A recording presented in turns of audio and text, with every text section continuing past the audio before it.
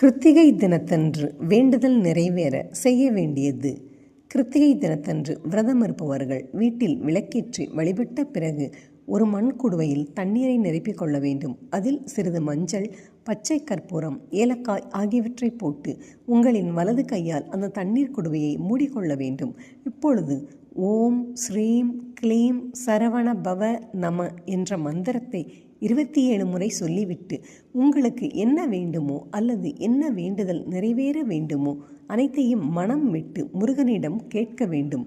பிரச்சனை தீர வேண்டும், கஷ்டங்கள் விலக வேண்டும், பணம் வேண்டும், கடன் தீர வேண்டும் என எந்த வேண்டுதலாக இருந்தாலும் முன்வைக்கலாம். உங்களின் வேண்டுதல் அனைத்தையும் சொல்லி வழிபட்ட பிறகு அந்த குடுவையில் இருக்கும் தண்ணீரை குடித்து உங்களின் விரதத்தை நிறைவு செய்து கொள்ள வேண்டும். தண்ணீருக்கு நல்ல விஷயங்களை ஈர்க்கும் ஆகர்ஷண சக்தி உண்டு.